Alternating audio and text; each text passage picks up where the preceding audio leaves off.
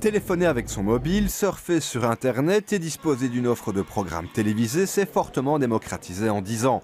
Depuis l'ouverture de ces marchés à la concurrence en 1998, le marché des télécoms a profondément évolué. Mais de grandes différences tarifaires existent encore d'un pays à l'autre, à l'heure où le Parlement européen négocie les règles sur les télécommunications avec les États membres. Europarl TV a comparé le marché belge et français. Enquête. Chez les Gélis, on surfe, on regarde la télé, on téléphone comme dans des dizaines de millions de foyers à travers l'Europe. Cette famille bruxelloise a opté pour un abonnement tout en un. Rien de particulier, tout le monde a ça aujourd'hui, me direz-vous, peut-être, mais à quel prix? Je paye entre 70 et 90 euros par mois pour la télévision, pour l'internet et pour le téléphone mobile. Je n'ai jamais de problème de distribution, je n'ai pas de coupure, mais je trouve ça quand même assez cher.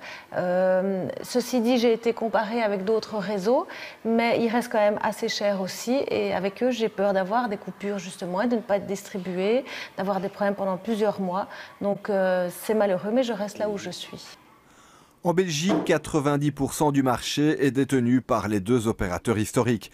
Un duopole de fait, les opérateurs n'ont donc pas vraiment intérêt à baisser les prix. La seule façon de changer un peu les choses, d'une part, c'est au niveau de la régulation, donc amener plus d'opérateurs alternatifs sur le marché du triple play, vraiment favoriser l'entrée de nouveaux acteurs, de nouveaux players sur le marché des télécoms. Mais d'autre part aussi, il y a certaines choses à faire au niveau de télécom, au niveau changement d'opérateur. On sait que le gros point noir en Belgique, c'est le changement d'opérateur. Il est très difficile, c'est un véritable parcours du combattant de changer d'opérateur, ce qui freine malheureusement la concurrence au niveau du marché. Chez les Gélis, pourtant, on aime bien comparer les prix. Et les nouvelles de l'étranger sont parfois étonnantes. La mère de Valentine habite en France et paye plus de 2 fois moins cher pour un service à peu près équivalent. Je pense qu'elle paye entre 30 et 40 euros par mois pour le même service, c'est-à-dire la moitié du prix.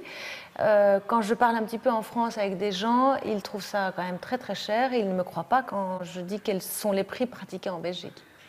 Il suffirait donc de traverser la frontière pour bénéficier de meilleurs prix. Les règles d'ouverture à la concurrence sont les mêmes pour tous les États membres. Alors comment des mêmes règles peuvent-elles produire des effets différents ? Direction Paris pour une rapide étude de marché. Le secteur des télécoms français est l'un des plus concurrentiels d'Europe. Cette stimulation, les consommateurs la doivent en partie à un nouvel opérateur arrivé en 2002 sur le marché. Venu du monde des nouvelles technologies, cet opérateur a réussi à imposer son modèle marketing. Résultat, des prix parfois divisés par 2 par rapport à ses concurrents. Nous, on a une méthode assez simple, c'est de se dire il faut s'adresser avec un produit unique à la plus grande part possible du marché. Donc pendant plus de 10 ans, on a eu une seule offre qui était vendue uniquement par Internet. Et quand on a une offre qui est très simple, le marketing est simple, la fabrication, la production de l'offre est plus simple que quand vous avez un catalogue de plein d'offres compliquées avec beaucoup d'options. Et puis on a essayé d'être toujours très innovant, donc de proposer les premiers la box, les premiers le triple play. Mais tout ceci n'a été possible qu'en louant les lignes aux opérateurs historiques. Et là, Free a rencontré de nombreuses embûches. Je pense qu'il n'y a pas d'exemple d'ouverture à la concurrence qui se passe sans qu'il y ait des frottements au début. Donc oui, il y a eu des frottements, oui, les régulateurs ont dit intervenir à plusieurs reprises, sanctionner l'opérateur historique, mais c'était il y a longtemps.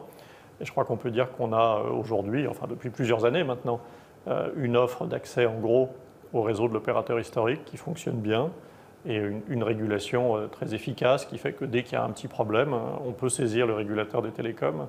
Le régulateur des télécoms est un organe indépendant mais géré par l'État. Il a un rôle de médiateur entre les opérateurs, mais peut aussi avoir un pouvoir de sanction lorsque l'opérateur historique met des bâtons dans les roues des nouveaux venus. Donc c'est très facile de mettre des petits grains de sable si on veut saboter entre guillemets le processus. Après les clients se plaignent parce qu'ils disent finalement je suis allé chez un alternatif et la qualité de service est mauvaise, alors que quand je vais chez l'opérateur historique, où là on se retrouve avec un opérateur unique qui gère toute la chaîne, ça marche bien.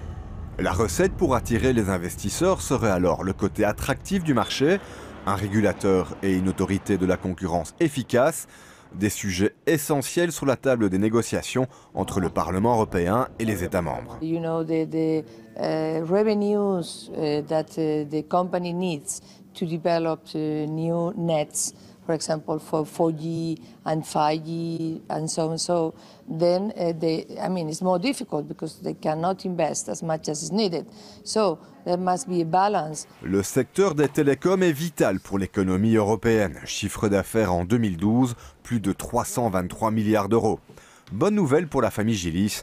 En 2016, les prix des appels en itinérance des téléphones portables devraient être similaires au prix des communications nationales, peut-être même aussi pour l'usage des données mobiles.